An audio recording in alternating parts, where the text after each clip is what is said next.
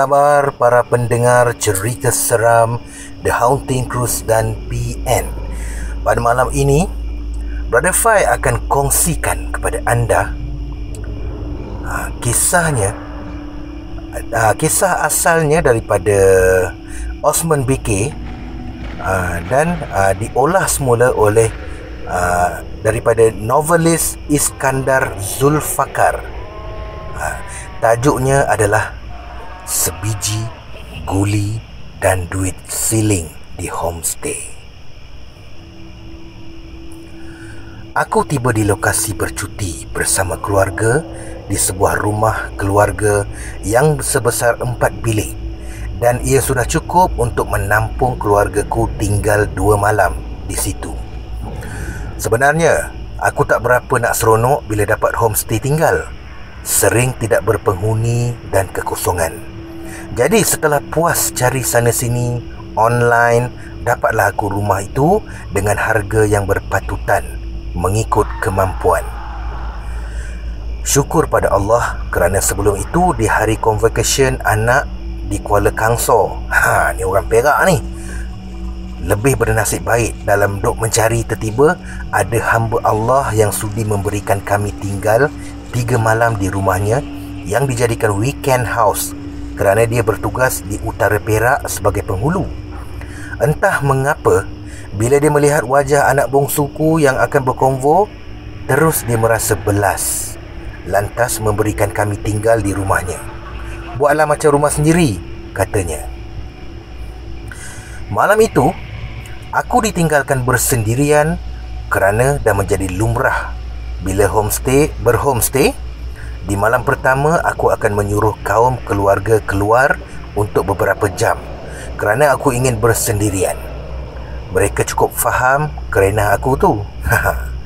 Selepas mereka tiada, aku mula merasa seram pula dan bulu roma mula meremang.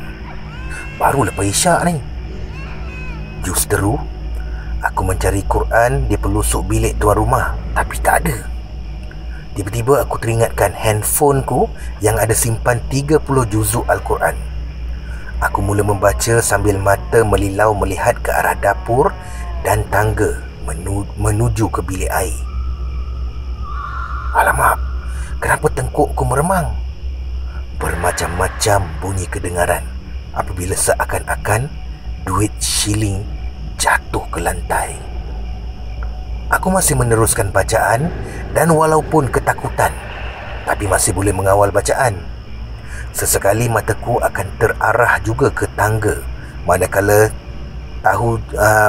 tahu jika ternampak jika ternampak kelibat yang aku sendiri tak suka untuk melihat. Setelah tamat membaca, tiba-tiba dari atas tangga kedengaran sebiji guli seperti ditolak dari atas, perlahan dan jatuh berdenting-denting dari atas ke bawah. Aku terkedu apabila melihat guli itu. Siapa pula yang nak mengajak aku bermain guli di malam-malam begini? Aku hanya diam dan membiarkan guli itu bergerak sendirian. Jam di dinding dah pun menunjukkan 11:30 malam.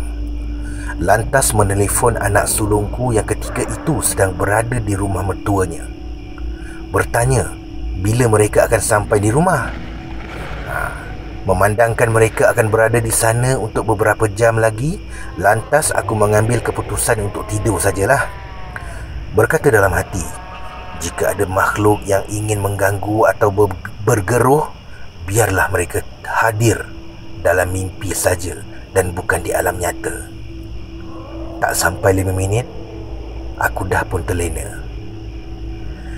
Bermimpikan yang aku berada di satu tempat yang lapang seumpama gurun, sunyi serta hening dan tiada penghuni, sambil aku duduk bersila dan menunggu jika ada yang ingin menyapa. Aku terkejut dan terbangkit dari lena apabila loceng pagar berbunyi kuat bertalu-talu. Rupa-rupanya anak-anak serta isteri dah sampai. Aku pun lantas bangkit dan menekan remote membuka pintu pagar elektrik. Syukurlah kerana tidak bermimpikan sesuatu yang tak elok ketika tidur tadi. Malam tu kami sekeluarga tidur lena tanpa gangguan yang tidak diingini. Di malam terakhir, aku di situ, jutaan soalan bermain di fikiran. Siapakah gerangan yang membaling guli di tangga tempoh hari? Aku mengurung diri dan mengunci bilik di bilik atas bersendirian, membaca ayat-ayat Quran dan terus tertidur.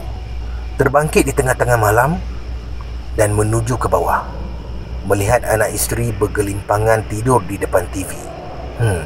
Malas nak mengejut mereka dan aku bersendirian sambil membuka pintu dan duduk di tengah pintu menghirup udara pagi seawal jam 3 pagi. Mengantuk, lantas menutup pintu dan terus lena di sofa hall hingga ke pagi. Selamat tinggal homestay. Syukur kerana tiada gangguan yang tidak diingini.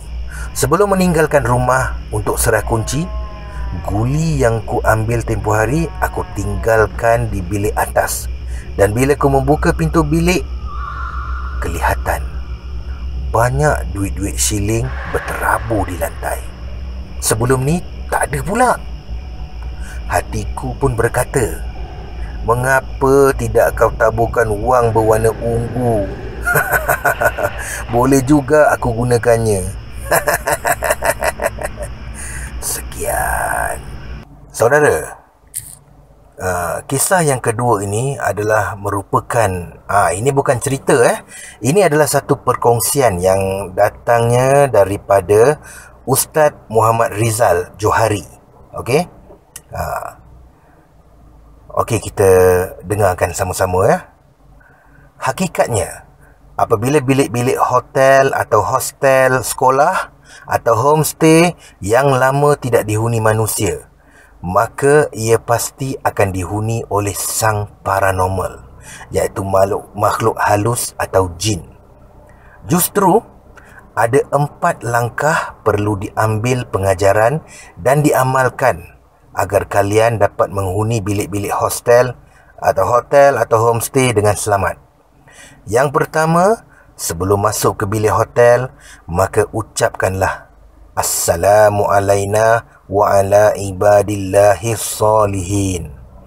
Mulakan langkah masuk dengan kaki kanan seraya membaca bismillah. Yang kedua, sebaik masuk ke dalam bilik hotel, maka bacalah doa pelindung ini sebanyak 3 kali, iaitu A'udzu bikalimatillahi tammati min syarri ma khalaq. Itu dia. Yang ketiga, ketika sedang menjelang maghrib, iaitu penghujung asar, tutuplah pintu dan tingkap hotel dengan menyebut bismillah. Yang keempat, bacalah 2 ayat terakhir surah Al-Baqarah selepas maghrib dengan suara yang jelas. InsyaAllah, kalian akan terselamat dari serangan gangguan makhluk halus. Sekian perkongsian pada malam ini.